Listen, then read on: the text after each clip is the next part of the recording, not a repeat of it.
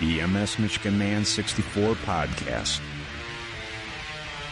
My name is Brian Wallace, and I am the MS Michigan Man 64.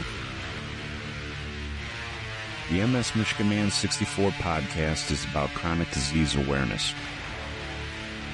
I have had multiple sclerosis for the last 27 years.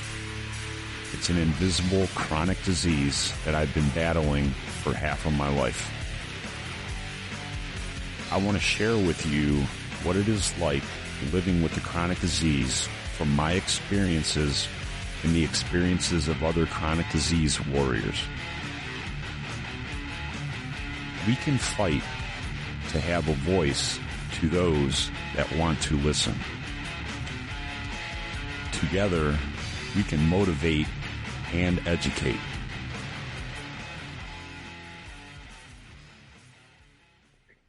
Hi, welcome to the MS Michigan Man 64 podcast.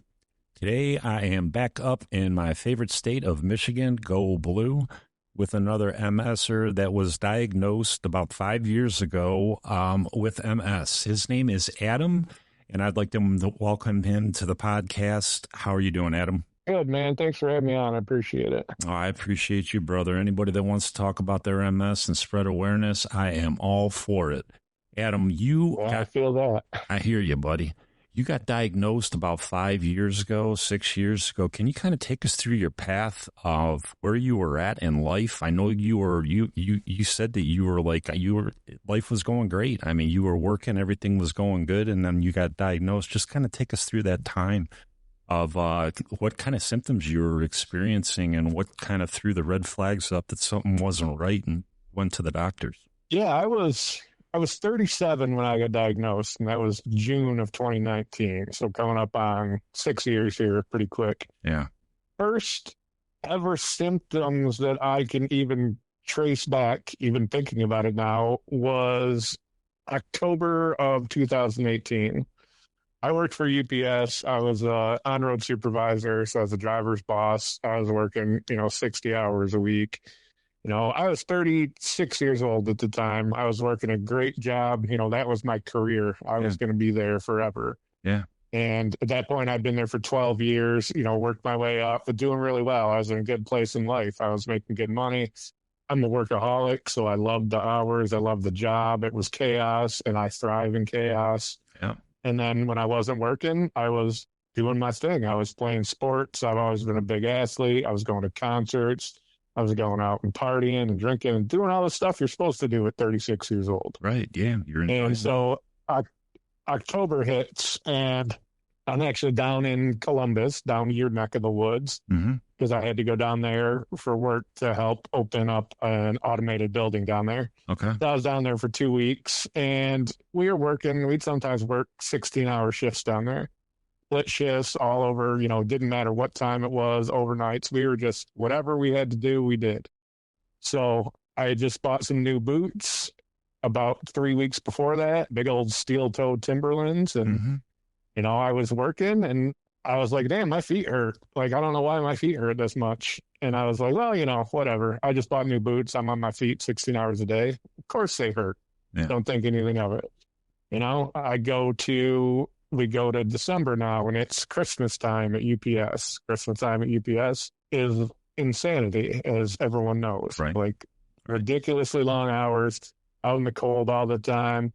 I'd get home from work, and I'd be like, man, my legs are really cold and numb. Like, this is weird, but not really. I was outside 12 hours today. Of course they're going to be cold. Of course they're going to be numb. Yeah. So, like, the first couple symptoms I just wrote off because there was an easy explanation for it. Right. So Christmas Eve comes along, and with my sisters, I had this horrible pain in my groin, lower back, where I can barely stand up straight. I could barely walk. I didn't know what the hell it was. I had no idea what was going on. So I limped around. Once holidays got over, I went to my doctor, and he thought it was a hernia. So I was like, oh, all right, I guess that could make sense. And send me to a hernia specialist, go to the hernia specialist, and he says, you don't have a hernia. I was like, oh, well, that's good. Yeah. He's like, you have a sports hernia. And I was like, what is a sports hernia? I've never heard of a sports hernia before. Have you ever heard of a sports hernia?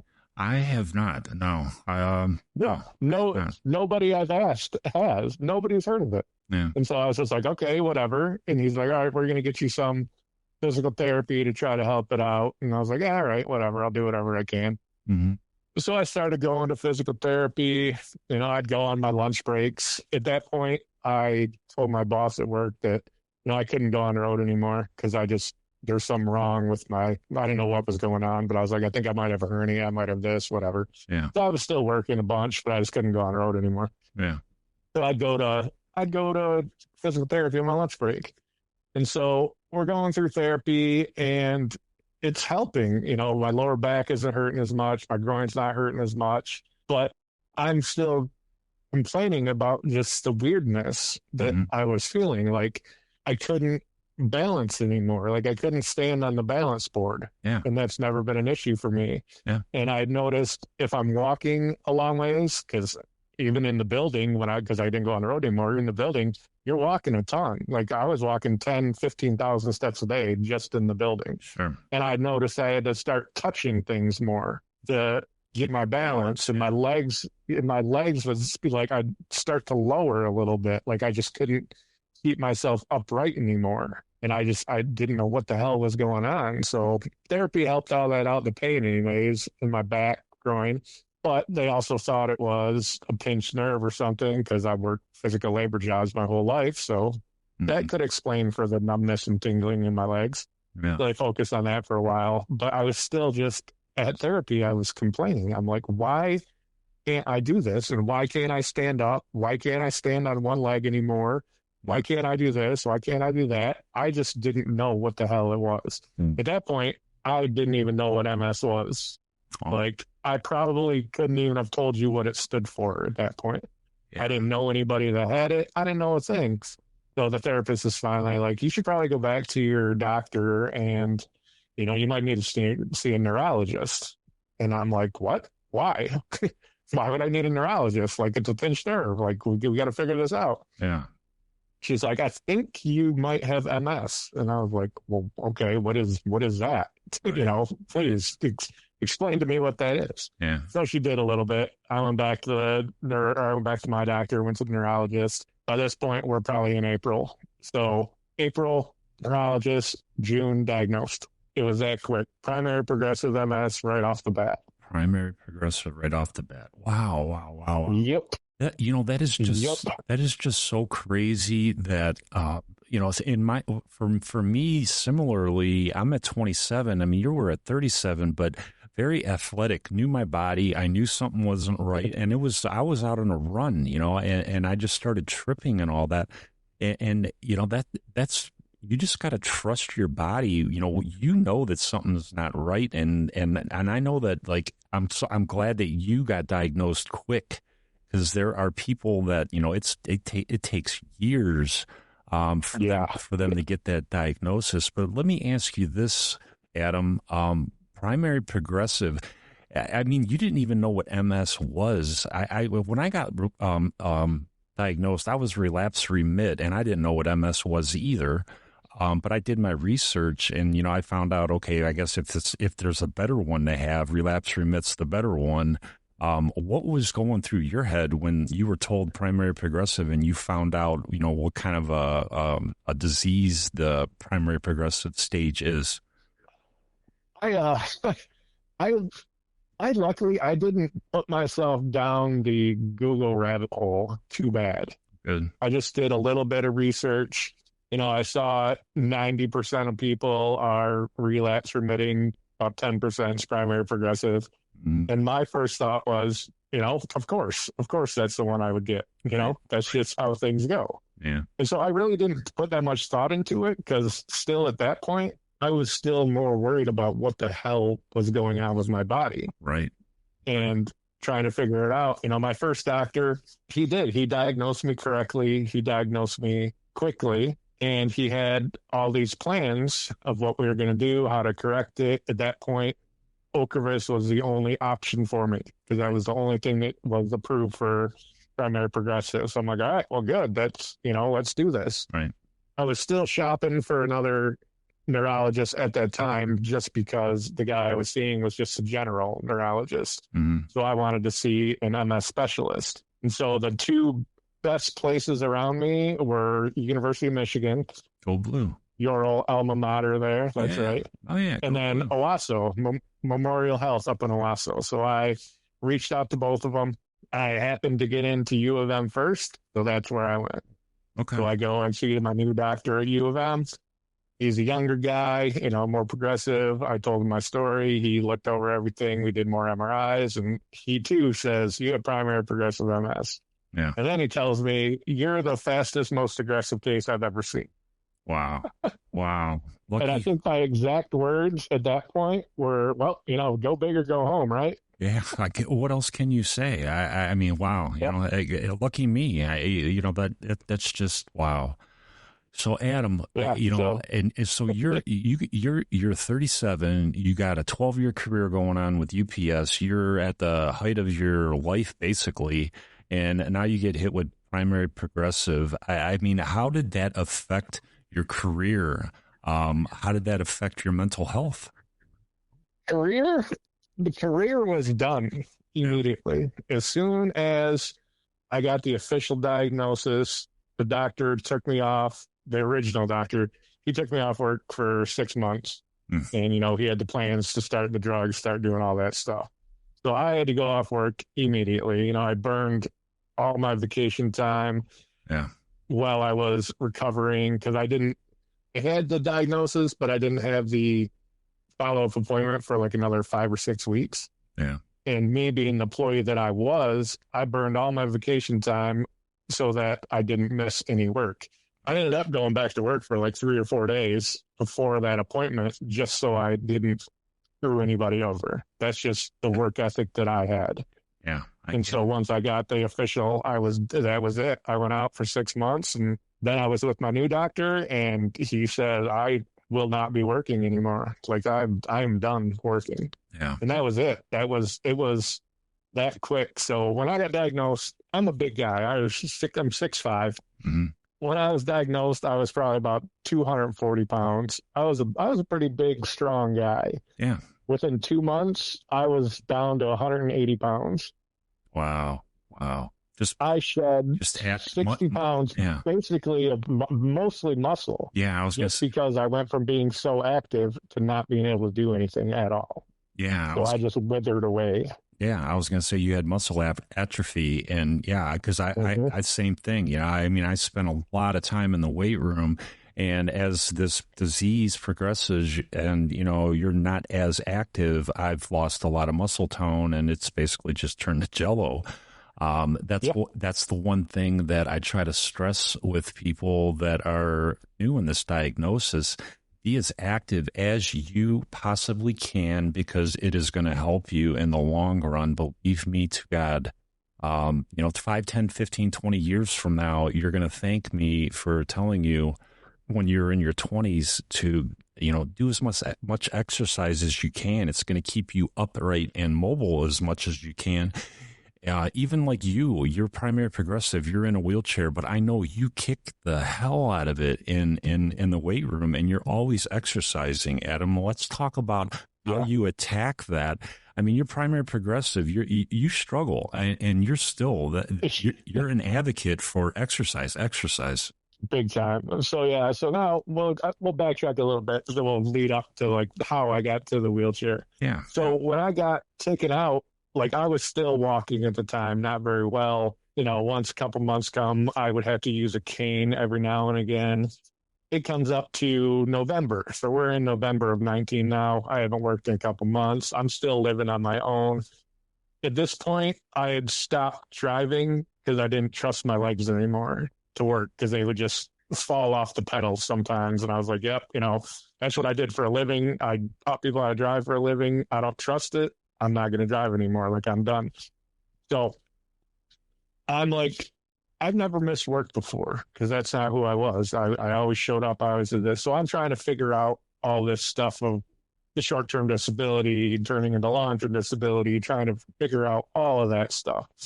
So I'm trying to log into my benefits center at work, and it's not letting me log in because I just wanted to look at it and see what was going on. Wasn't letting me log in. So I called them up and I was like, hey, I can't get onto the site. I'm just trying to check my benefits, see what's going on, see when I get kicked off this to the next one. So they looked at it and they said, oh, yeah, it's because you don't have any insurance. And I said, what? And they said, yeah. They looked back and they said, you haven't had insurance since October 11th. So I was without insurance for over a month and I didn't even know it. So at the time, my new neurologist, he wants me to get MRIs. He wants me to get on Ocrevus. He wants me to do all this stuff. I can't because I don't have insurance. Wait. And if anybody knows. So wait. Let's back that up 1 second. So you're working with UPS, you're out on disability, and then all of a sudden you find out that your insurance was cut off. Yep, correct. And what it turned into, what it came back with, was that first doctor.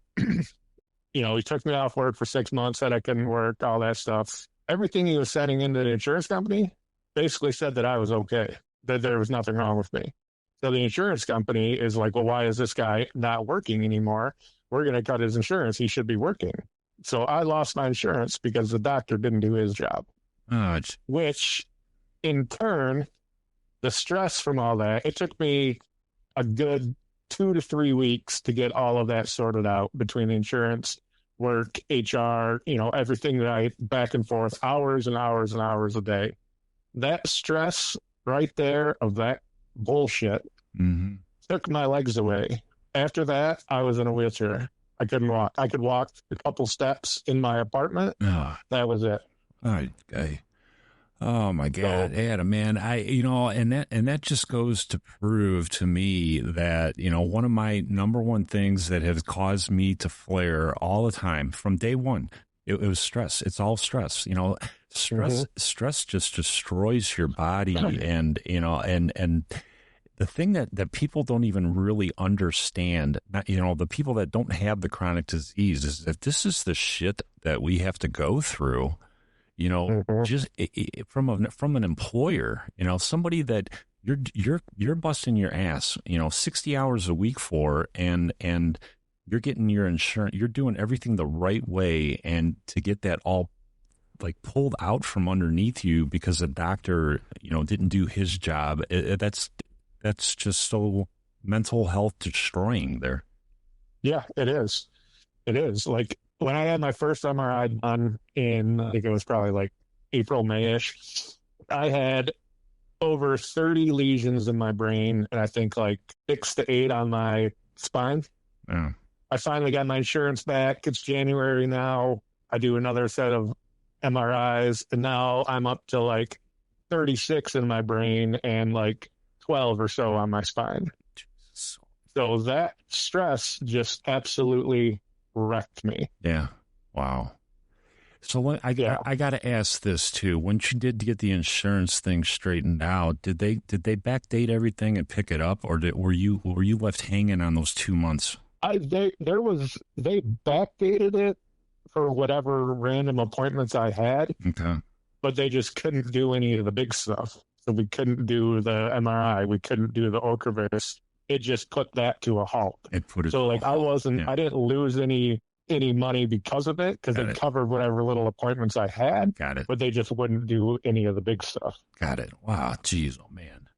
So, okay, your UPS, you got all this thrown at you. And I know that when we talked earlier, you said, you had no wife, you had no kids, you were living the dream, basically your dream of, just doing everything you possibly can do. So, I mean, because mental health to me is the most important thing with this disease. I tell everybody that's the hardest part about this disease to me. It's not the physical part, it's the mental part that you have to go through every single day with this disease. How did you handle all that getting thrown at you at 37 years old, from being an in shape, athletic type of person to being, all this stress shit causing you into a wheelchair? How did you handle that mentally? It was not easy. Like, not being able to walk. I had to move out of my apartment. I had to move back in with my parents. Yeah. I had to do all that stuff. And nobody wants to do it 37 years old, right? Right. Losing your independence like that is rough. It's hard. Yeah. not being able to drive, can barely walk. I didn't have any other option. I was living on a second floor apartment, Right. so I was basically couldn't leave. Yeah. So I had to bite the bullet. I had to move, and moving in itself was awful for me Yeah. because I couldn't do it. I couldn't do anything. I couldn't help. Yeah. I know. So I just had, my friends, and I had a bunch of people show up and do it, which was awesome. Yeah. But I felt like a giant piece of shit Absolutely. because I couldn't physically help them. You know what? And that was always who I was. Yeah. I was always the guy that you would call if you needed help moving something. That was what I was. I'll tell you this, Adam, I got a buddy of mine that's a doctor, and he moved from one house to another, and, he did the move on his own, and this was before his practice was really established and all that. And I had MS already, and that's the kind of person I am. I'm like, hey, I'll help you move, and I helped him move from one house to another. I mean, that's the way we're wired. And, when we lose that ability to help people and now we're the ones being helped, I mean, that just makes our heads spin. I know it does for me. It still does to this day, and I struggle with it. I struggle with my wife doing things for me. I'm like, this is shit that was just an everyday thing for me. Cutting the grass, that was an every week thing for me that I enjoyed doing. I can't do anymore. And seeing my daughter or my son out there cutting the grass, it messes with you mentally. It's a hard thing. Hard. It's a hard thing to accept. Yeah, it is. How did you how did you help yourself try to accept that? And where you're at now, when you were in that dark part of the journey, how did you get out of that? I mean, did you do that on your own? Did you do that through counseling? Did you do that through medication? Combination of both? I did it. I did it all on my own. Like I didn't have any resources. I didn't know any resources. Okay. I didn't have anything. So once I got my insurance back, we're in January. I finally get on Ocrevus. Things are looking up. Like I'm like, okay, I'm going to get back to physical therapy. I'm going to try to, stop this. Keep walking as much as I can. I'm going to work on trying to get hand controls in my car. I'm going to try to do all this. So I start doing that for a couple months and it's going all right. Mm-hmm. At least I'm moving. I'm doing therapy. I still had to get wheeled in and wheeled out of there because I couldn't, I didn't, after therapy, I was toast. Like I had to get wheeled back out. Mm-hmm. So I was doing okay in that aspect because at least I had things coming and planning and, things were coming around a little bit. I was on the drug. I was not getting worse anymore. Right. Things were going okay. Yeah. COVID hit.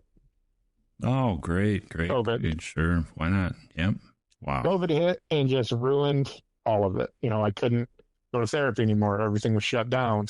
I was worried about COVID because I have this new disease that I don't know anything about, and I'm on this drug that I don't know anything about. And the term immunocompromised is thrown around. So I'm terrified. Yeah, everybody was. Everybody was. I think if I get this, I'm probably going to die. Yeah. So I did not basically leave my house for 4 months. Wow. I was stuck in these same four walls for 4 months. That is when I was in the deepest, darkest time of my life, trying to figure out what's happening, not barely being able to just stumble myself to the bathroom, barely being able to stumble to the kitchen. I didn't even go into my living room at that time because there was nothing I could hold on to. Yeah. I couldn't touch anything. So I stayed in my room, in the bathroom. I could make it to my little office where my computer was. I could make it to the dining room table, the kitchen, barely. That was my life for 4 months. My God. I could even. And meanwhile, I'm imagine that. contemplating all of this shit. Like, is this my fucking life now? Yeah. Is this what I am? Is this who I've become? Yeah. And I had to sit with that for 4 months. Yeah. And in that time, that's when I started processing it all. And what I had to do to get out of that darkness, I made the conscious decision to kill my old self. I had to kill who I used to be, grieve the loss of my own life. Yeah. And I went through every stage of that, and it was fucking rough. Yeah. You know, there were times I didn't know I was going to get out of it. I had no idea if I would or not. You know, I could have came out of that. I could have been a drug addict. I could have been an alcoholic. And people looking from the outside to see what happened to me, they probably wouldn't even have batted an eye. It would have been like, I get it. I understand. Right. You know what I mean? Oh, yeah, absolutely. My life just came to a crashing halt. Yeah. And luckily, like, I killed my own self. It still come back. It always comes back. There's always things that you're going to compare to your old life. Yeah. But not like it was before. So once I went through that whole grieving process, I was like, all right, I'm starting over again. I'm starting new. COVID kind of eased up. It's July now. I was able to get back to physical therapy. I'm still with that same physical therapist now. And I absolutely love and adore her. And she's a neurotherapist. And I think that's the best thing that happened to me for this disease, because we started just learning how to walk again. And I mean, we're talking from the ground up. At that point, when we started, I'd get wheeled in there. We'd get me on a walker. I'd put my 2 ACL braces on. I'd put my 2 AFOs on. I looked like a bionic man, and I'd be hunched over like Herbert from Family Guy. And I would throw my leg out in front of me, and I would hope for the best.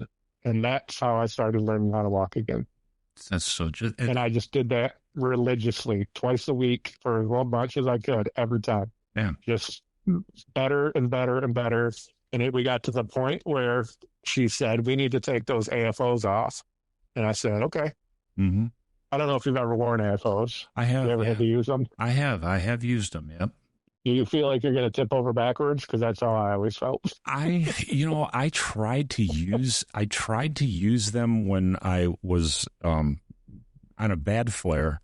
I got prescribed, they were orthopedic and all that, and I tried wearing them to a couple of my son's football games, and they were just so uncomfortable. And I thought that they made me walk worse than what I did without them. So I never put them on after that. Yeah, like I needed them at the time because mainly my left side, my left foot, my foot drop was so bad I could barely pick that foot up, and I was just dragging it. Well, I did. I needed them for the time being. I needed them. But then she was like, we're going to get you out of these because we need to teach you how to use those ankle muscles again. Right. I said, okay, let's do this. Right. So that was the first step. We started for months just working on the small, tiny little ankle movements to help my stability, to try to keep my foot up, to do that. And then we got to the point where I was on a road trip at that time, because at this point I'm walking now. I'm walking with just walking sticks. I got off the walker because the walker was awful for me because I'm a tall guy. So I was hunched over. It screwed up my back. It screwed up my hips. Right. We had to spend months working, dealing not only with learning how to walk, we had to correct the damage that had been done from not walking. So we did that for months, and I got into a good spot. By this time, I got my hand controls put in my car, so I was able to drive again. I didn't drive for over a year. Now I can drive again. Now I don't have to rely on my parents to take me to these multiple appointments every week. It was, hand controls are the best thing ever. Like, if anyone takes anything away from this, if you can't drive because of your legs, look into hand controls. It is the best decision I ever made, the best money I ever spent. Yeah. To be able to get that freedom back. Yeah. Instead of having to find a ride, you get to keep your independence a little bit longer, and that's what I love about you, Adam. And what really attracted me to you when I met you through Kathy Chester is that, you got primary progressive. I got relapse remit. So I know, like, my 27-year battle has been a hellacious battle, but I know primary progressive is a more aggressive disease and than what I have. And just to hear your attitude with how you just attacked this disease and just, it wasn't a poor me thing. I'd never heard that out of you. I've never seen that. When Kathy and you did that walk that you did last year, and I'm watching the videos of it, I'm like, that dude's a badass, man. He is a badass. Yeah, that walk last year was tough, man. It was hot. I was struggling, but I did it. I did the whole mile. I got through it. Yeah. But yeah, I know. So I go Go ahead, buddy. No, go ahead. No, go ahead. Go ahead. So I was gonna say, so I'm driving again, and I decided to take this road trip. I want to go out to Montana because I want to get my tattoo done, my left sleeve. I want to get it finished. Mm-hmm. So I make a road trip out of it. I go out to Montana. I'm up in Glacier National Park. I'm still wearing my 2 knee braces, Mm-hmm. my 2 ACL braces. Mm-hmm. I take them off. I text my therapist. I say, hey, I don't want to wear these knee braces anymore. And she's like, are you sure? I'm like, yeah, because I want to learn. I want my knees to learn how to work on their own. Yeah. And she says, okay, do it. Be careful. Yeah. And let me know how it goes. So that was it. Never touched them again. And that is so awesome, Adam, man. Bravo to you. That is just, and that's just the attitude. You got to have an attitude with this disease because you're going to get kicked. I guarantee you, it doesn't matter if you have relapse remit. It doesn't matter if you have primary progressive or secondary progressive. You're going to get kicked. And if you don't get back up, it's going to be a miserable life the rest of your life. It doesn't matter if you're still in a wheelchair 24/7, you still got to get up and still got to fight, live life. And I use a friend of mine over in England all the time on this podcast, the Swab. He's got primary progressive. Oh, yeah. Yeah, he's got primary progressive too. And that guy is just such a badass. His attitude is just always so positive. And, he can't even talk. This guy lost his ability to talk, and he is still one of the most positive people I've ever met with MS. Yeah. Oh, yeah. He's great. I know we helped him get like an iPad so he could he could talk through the iPad. Yeah. So he could type it in there or talk to us. And we would be cracking up at him because he would put it on like the Yoda voice. Yeah. So he'd be talking like Yoda to us. Right. It was hilarious. I know it. Yeah. Yeah. The guy's awesome. And that's just the attitude. You got to have that attitude. And that's what you're like. And I want you to talk a little bit about your walk and just kind of plug that, man, because I love that thing. I'm actually, my wife and I are going to be coming up to Michigan. Thank you.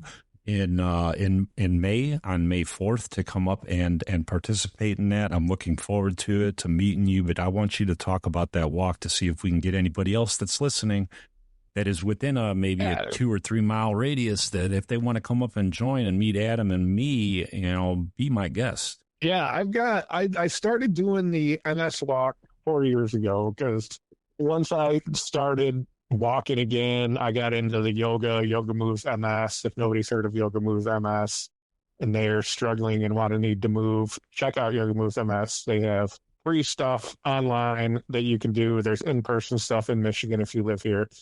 That community itself got me back into living again because I've met people. I met local people. I started moving again. I started doing yoga. That brought me back a little bit to reality in life now. Yeah. So I'm in this support group and we meet once a month and they're like, we're going to do the MS walk. I'm like, oh, okay, cool. Let's do the MS walk. So we do the walk and I struggled with it the first year and we do pretty well. I went out, I did a lot of fundraising for it. Our team, I think, raised like $12,000 that year, I think. That's awesome.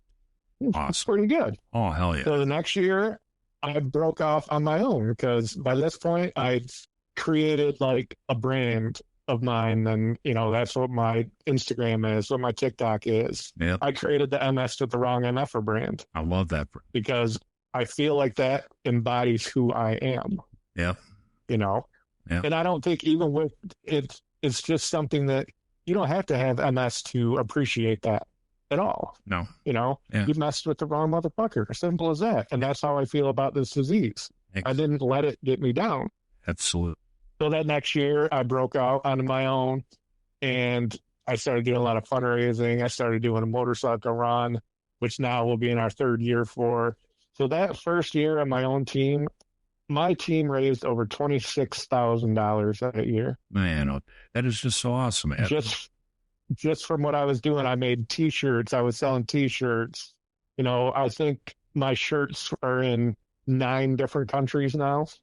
That's so awesome. All over the U.S., all in 9 countries. I made like different versions. I've had probably 5 or 6 different versions of shirts, different designs. I make new ones every year for the bike run. Mm-hmm. So this is what my life became because I was always a workaholic. Yeah. I was always an athlete. I was always doing stuff. This is what I do now Yeah. because I have to keep doing something, and this is it. Absolutely. It's spreading awareness, and my shirts are some people don't like them. They're a little too edgy for people. They got skulls on them. It says MFer on them. Yeah. It's fine. I'm not everyone's cup of tea. Right. But the people that love them, love them. Yeah. I love it. Being who I am and what I look like, I'm covered in tattoos. I have braids. I have this. Like, I'm on the fringe of things. Like and I'm hoping to attract more of those people that might think, oh, I'm not going to do a support group. I'm not going to do this. That's not for me. That's not this. Yeah. I hope that I can attract those people to actually give it a chance, or to listen to what I'm saying, or pay attention to my journey, my story. And that's what I've been building for years now, is trying to just share my story. I went over a year, or almost an entire year, where I went to the gym every single day. Yeah. And I would share my progress on it. I've done multiple challenges. Like, I did a couple plank challenge. I did a bring Sally up squat challenge. Yeah. I did all this on Zoom or Facebook or whatever. So anybody across the country could join. And we did these, and people that don't think they could do them were doing them. I had a lady that she's in Canada, Diana. She's in a wheelchair. She was doing them. You modify them. Yeah. You do whatever you can do, and then you're doing something. And it's been helping her. She's been able to get more mobility. Yep. It's incredible to watch and see. And I have people still that reach out to me to this day and say, hey, we need to do a new challenge. Yeah. And I'm like, I would love to, but I just need the time right now. And on top of the MS, like, my newest thing is now I'm 99% sure that I have POTS now. So now I'm dealing with that new thing. Oh, jeez. So, like, the MS sucks. MS is awful, but I know it now. I know exactly what it is. I've got it under control the best I can. Right. It's normal for me now. So now I get this POTS thing that has just been kicking my ass for the last few months. So now I just have to learn that. Yeah, and from my knowledge of POTS, because I did an episode with a lady over in England with POTS. I don't think there's any treatment for that. That's just something you got to learn to live with and manage through diet and all that. There's like some medication that can possibly help at least keep your heart rate down. Yeah, but yeah, you just have to learn what to eat. Lots of water, salt. Watch your posture, watch how often you change positions, stuff like that. So I'm in my physical therapy phase again right now with my therapist. Mm-hmm. And that is all we are doing right now, is just her teaching me how to deal with the POTS. Yeah. So that I can get back to doing what I do and being who I am, because I want to get back to the gym. I want to start doing more stuff. Yeah. But lately I just haven't been able to because of the pot situation. Got it. So that's what we're focused on. She's going to teach me how to deal with it. And then there's a class with her. If anyone's around the Michigan area, U of M, Brighton, she puts on a high intensity interval training class for MS that's built for MS people. I did the first one. We started back in September. It was amazing. The camaraderie, the community, it was great. We're doing things, again, that we never thought we'd be able to do. I did burpees. I did burpees. That's so awesome. Never thought I'd be able to do a burpee again, but I did. I couldn't imagine doing a burpee again. Holy crap, that's awesome. Yeah. It was ugly. It wasn't pretty, but I did it, and that's all that matters. And so now this class is starting up again at the end of April, and that is our goal. Our goal is to get me in a better spot with my POTS so I can get back to that. And that's what I'm focused on now. Man, I love it. I know we kind of got off topic, but the walk and then the bike run. No, no, you're fine, Adam. I just people need to hear this. I totally agree with you 1,000% about drawing in that group of people that are a little bit different, like the biker type, or I put this podcast out because I played football at the University of Michigan. Guess what? You can be an athlete and get this disease too. Don't be ashamed of it. Get an attitude with it. It's, this disease does not discriminate. It doesn't care what color you are. It doesn't care what sex you are. Nope. It doesn't care anything about you. It's going to take you if it wants to or not. And, us teaming up together and just to help understand this disease better. And that's what I love about you, brother. And that's what this is all about. It's my MS is not your MS and yours isn't mine. But Right. I learned I've had this disease for 27 years. I started doing this podcast in December, and I have learned so much about MS because I only know mine. I don't know anybody else's. And it makes me a more educated person learning about everybody's MS, not just mine.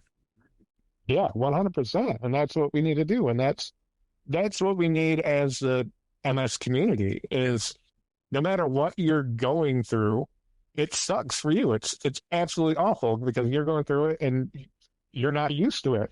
Yeah. But with the community, if you have it, someone else has gone through that too. Yeah, absolutely. And they can give you tips and pointers and what helped them, what didn't, you can't take it all as, fast, right. but you can learn from it. Absolutely. And you can bounce ideas off people. And, I know I've talked to tons of people in the MS community and they say, oh, has this ever happened? Right. A couple people perk up and be like, yeah, that happened to me. Oh, what'd you do for it?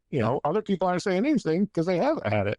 Yep. But at least if you have those people to bounce the things off of, it helps. And like you said, teaching, learning, sharing, that's how it's done. Yep. And that's what I've been doing.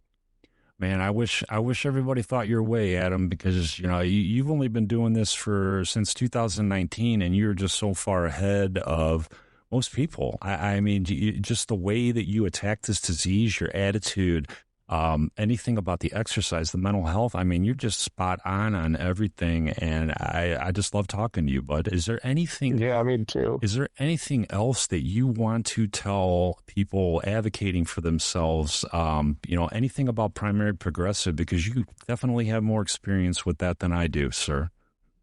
I'm just big on what you said. Mental health is huge.